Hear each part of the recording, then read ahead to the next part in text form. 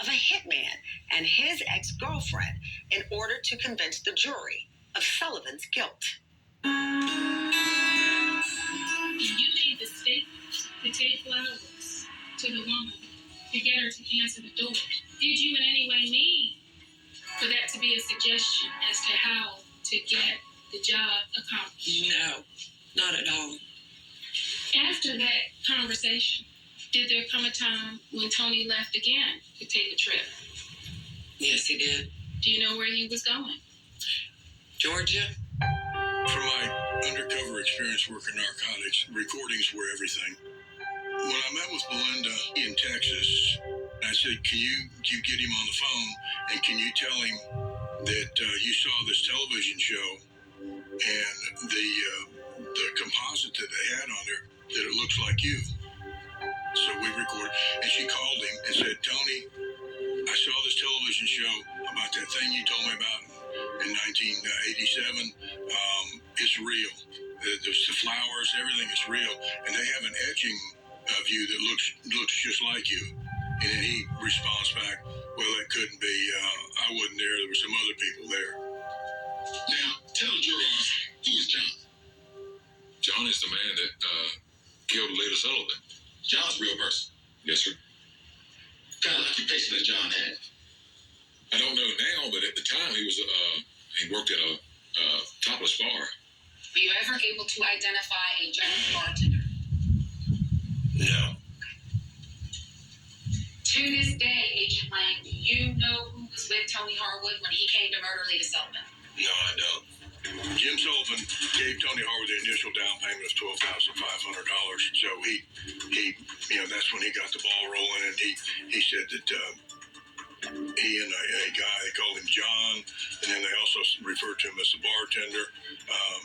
We were never able to find a John or a bartender that Tony Harwood associated with. Tell the jurors what happened after you and John arrived in Atlanta about 7 to 7:30 on January 16th of 1987. Got the flowers and got back in the car, and he drove down the street, parked. He took the flowers and went to the condo, and I heard 2 shots. Here he come riding back. I drove off.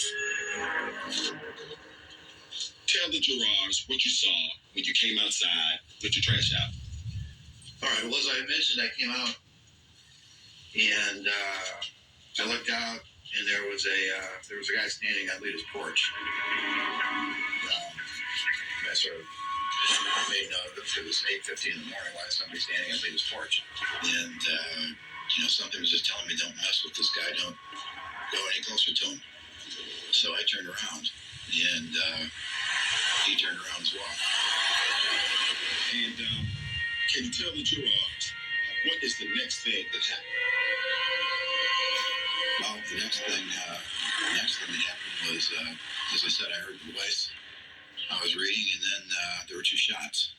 I think I moved instantaneously because, I just locked eyes with this guy a minute before or whatever it was, and I figured that I was the only eyewitness.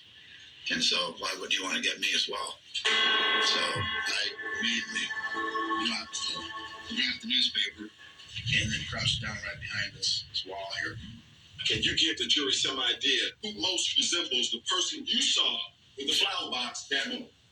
Would it surprise you to know that it is Philip Anthony Harwood? Objection, testimony sustained. Of the 300 million individuals that live in this country, what is the likelihood that a person who was identified by Robert Christensen as being a hitman is the same person who delivered James Sullivan's furniture to him in West Palm Beach, Florida? When he came home from that trip, of course, again, then I said, well, did you have a good time? And he said that the job was done. Was there a time that Tony told you he could prove it to you? He told me, let's go for a ride.